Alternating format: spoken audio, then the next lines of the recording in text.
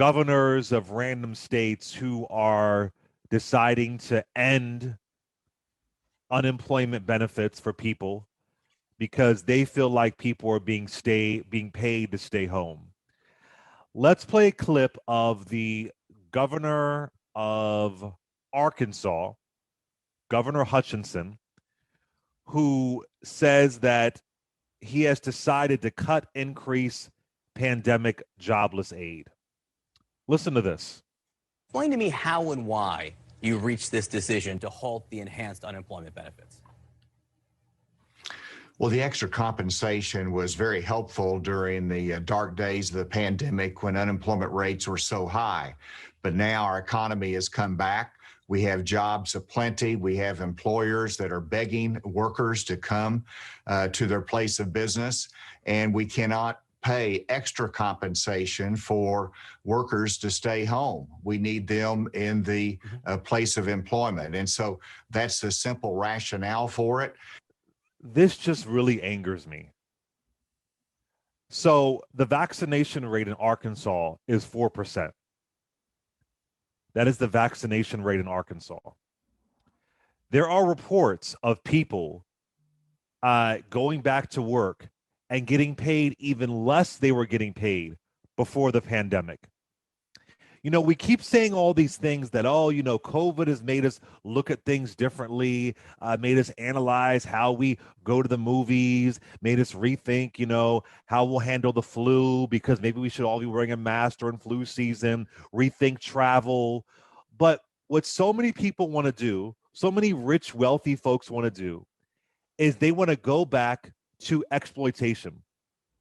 They want to go back to people being paid minimum wage. In Arkansas, it's $10 an hour, which is despicable.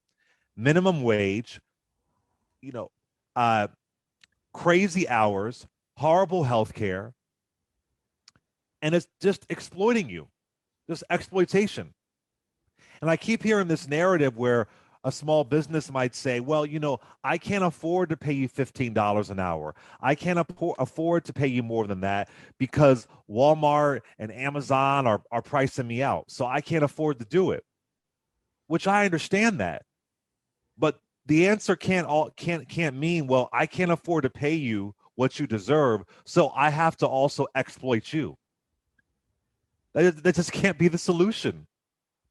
People in the restaurant field, why do you want to put, and restaurant workers are seriously at risk. Folks don't want to wear a mask. Folks don't want to get vaccinated. And to say there is a job there, that might be true. But is it a low wage job where you can't afford to live? And if we're really going to learn anything about COVID, if we're really going to understand the vulnerabilities that COVID showed us, it showed us that people are underpaid and they're overworked. And if that job does not pay you as much as unemployment, then you shouldn't go back to it. Then you shouldn't go. There's been reports of tons of people going back to school, not going back to the restaurant industry, trying to get a warehouse job. You need a job that you can live on. Not just take this job, now you're making even less money. And if anybody thinks, I don't know, you can get by on $1,200 a month in these United States, you must be crazy. And it's happening all over the country. They're cutting the extra unemployment benefits. They're slashing it and saying, go, if you can find a job, if you can, go back to a job where you're getting paid less money, where the minimum wage in your state is $10 an hour. A 40-hour a week, $10 an hour. Plus your taxes taken out. And the other thing is unemployment, that's your money. You pay into it. It's your money. That part. So shame on you, these rich, wealthy people. It's this whole thing, well, just make a choice. Just do things different. Just, How are you supposed to make a choice and do things different if you're literally living in a state that wants to exploit you to your deathbed? Many of the reasons why folks died of COVID was because of healthcare. When Donald Trump and Melania got COVID, they were good. They were fine. They had the best healthcare in the world. So I'm just disgusted by the governor of Arkansas. I'm disgusted by anybody who says, well, I can't afford to pay you more because I'm being exploited. So why don't you come over here and let me exploit you? For one moment, Richard, one moment, folks got, I don't even want to call it a break. They got what was due to them. Some of the hardest work I ever did was working minimum wage. It's hard. It's grueling work. There's no favors. There's no pat on the back. And you're expected to show up and do the job. So now they're going to force people to go back into the fucked up system of low wages, of being overworked, of terrible health care. Because at the end of the day, they don't want to pay people fairly. So it's just terrible. So my heart goes out to single mothers, single dads, even two-parent households. My heart goes out because what are you supposed to do? Well, Clay, let me say this, because I've analyzed these job numbers. And as you know, my undergraduate coursework was in economics. So you have to understand, number one, and I think where most of these Republican governors who are deciding that they're going to just pause or get out of paying people unemployment, they're basing it on one singular report. And the worst thing you can ever do, I feel like I hear every one of my econ professors yelling in my ear, is judge the economy based off one singular static report, which you will notice if anybody pays any attention to these reports.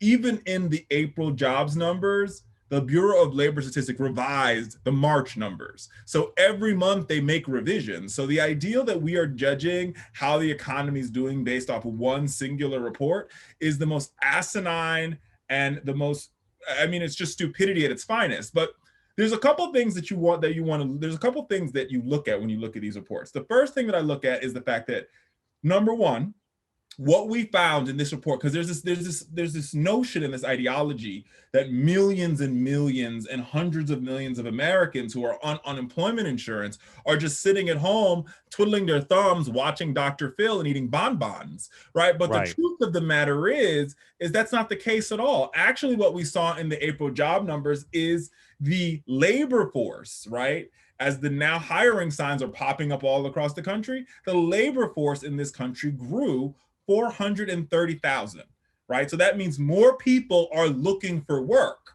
But as they're looking for work, there are things that we need to take into consideration. The first thing we need to take into consideration is that people are looking for work at a time where childcare is a real issue.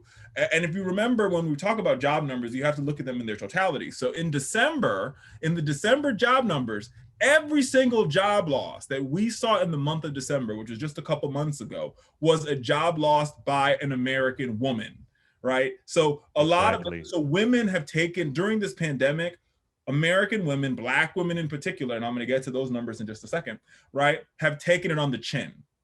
Because why? They have to stay home to take care of the children, because there's no daycares open. Daycare numbers are at 50% or 40% capacity because we are still in a global pandemic.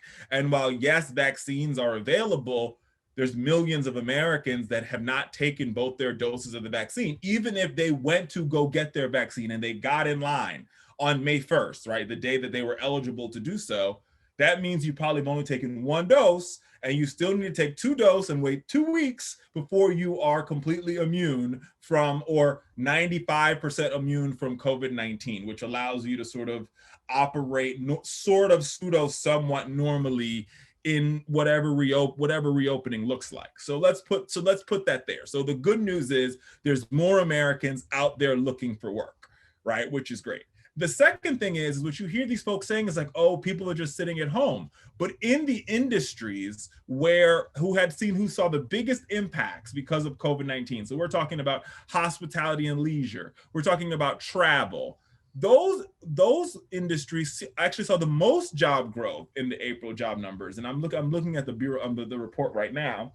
And in hospitality, business, and leisure, they almost gained 330,000 jobs. So that means these industries are hiring. Where industries are losing jobs is in the gig economy. So if you went to go pick up a job working at Domino's, for example, or Papa John's during the pandemic delivering pizzas, those numbers are starting to slip because people can now go out and go pick up their pizza, right? Because the pandemic is not as severe as it was this time last year. So you're seeing tick down in jobs there, but you're also seeing the American people saying to themselves, well, if I go back to work, I want to go back to work in a job that gives me health care, because now health care matters, right? I want to go back to a job that pays me a living wage, so I'm not over here working 3, 4, 5, 8 jobs to make ends meet, right? And so this idea that we want workers to go back into jobs where they're not getting paid an adequate wage, and the fact that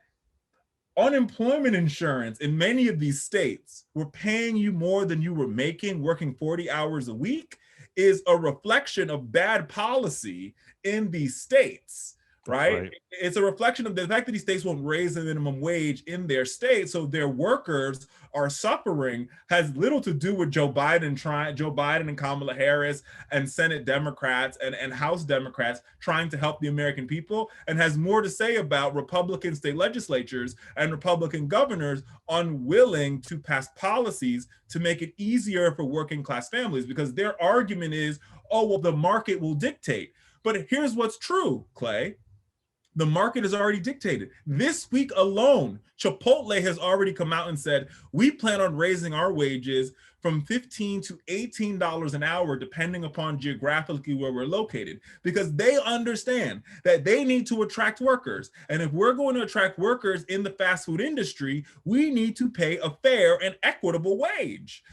And so that's the first thing you see about these job numbers. And the second thing about these job numbers, speaking to where we are as a culture, is these job numbers are absolutely and totally lopsided.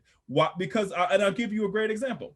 There's two different Americas here, because for Black unemployment rose slightly to 9.7% versus white unemployment, which is 5.3%. So there's almost a 5% difference between white Americans getting reemployed in this economy and Black Americans getting reemployed in this economy. And Black Americans are taking it under the chin worse than any other group, right? So if we're going to have a conversation about how we get people back to work, instead of governors like Asa Hutchinson and governors like the governor in Texas or the governor in Florida pulling the rug out from under people, maybe they should be asking the businesses in their states, why are these numbers lopsided? Why aren't you hiring Black people? Because all the numbers point to the fact that white people are being hired at a higher rate than Black Americans are. And it doesn't matter the economy. And here's the thing.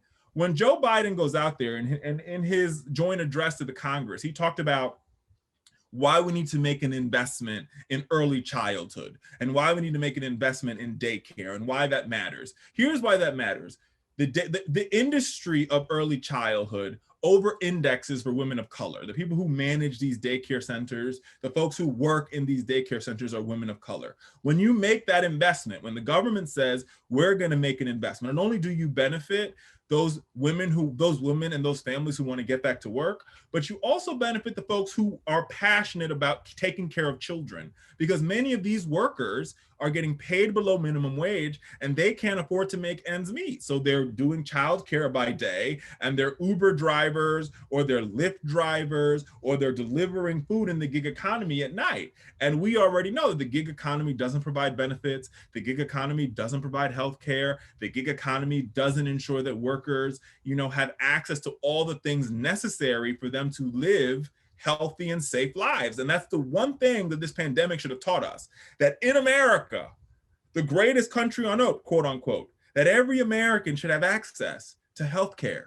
that every American should have access to paid time off when they're sick, One of the reasons why COVID spread as fast as it did is because so many Americans couldn't afford to take time off from work, right? So they went into work sick, not knowing it was COVID-19, or they went and they spread it to all their coworkers, right? And so we've got to really ask ourselves the question in this country: do we really want to get out of this pandemic the right way, or do we want to be in a situation where every couple of months we have another surge, right? Or we have another bump and our hospitals are overrun with folks. And I think the other thing, talking about healthcare for just a second, is if you look at these job numbers, where you also saw losses is, for the first time in a very long time, if you to look at these numbers, the healthcare industry saw a loss of 31,000 jobs, right? And I think that number's right. I want to make sure I'm looking at there's just a whole slew of numbers and I want to make sure I got it right. But I know that the healthcare industry took losses.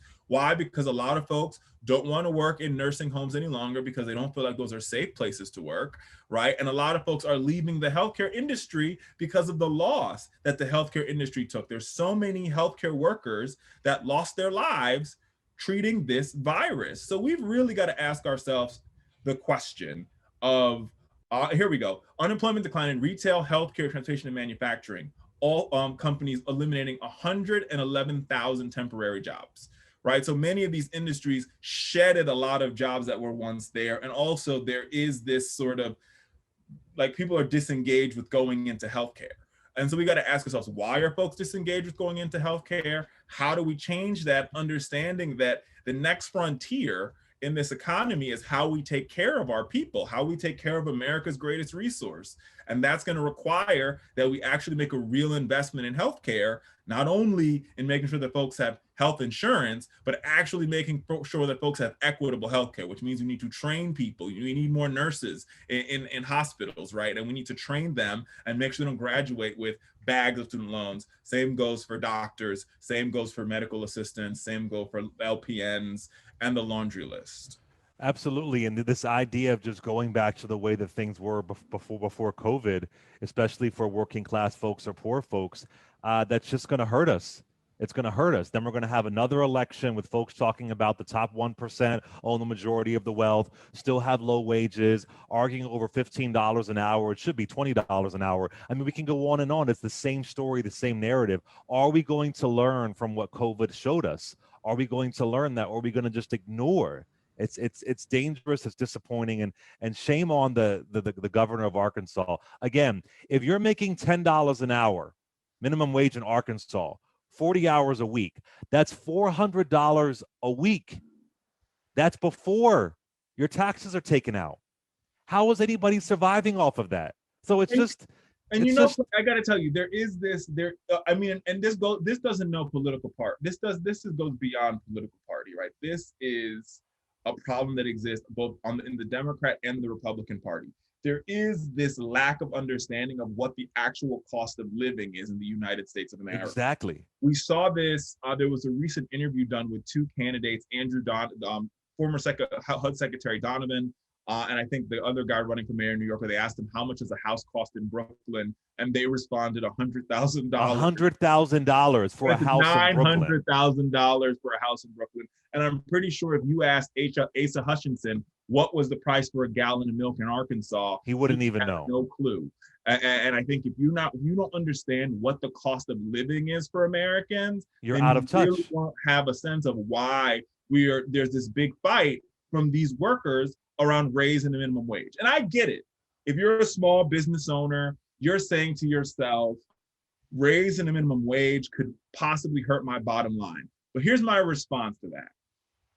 If you have a few workers in your company and you raise their wages, yes, at the beginning, at the front end, this might have a limited impact on your bottom line. But here's what you guarantee. You guarantee workers that are willing to stay with you longer, right? You're going to have less turnover, right? The second thing you're going to have is you're going to have workers who are more committed to their job, right? Number two. And number three, you're going to have workers that are going to be happy to come to work. And when they're happy to come to work, that's going to reflect in your customer service. But again, the idea when I hear a small business say that, listen, I can't afford it because of other businesses that are larger than me, I just think that the response being, I have to exploit you the way that I'm being exploited is just ridiculous. That doesn't make any sense. And I've never seen, show me the receipt where raising the minimum wage has hurt the country. We've never seen that It's happen never before. happened. It's never hurt us. Over Let's go to a time, call. it's never happened. It's never hurt us. It's never hurt us.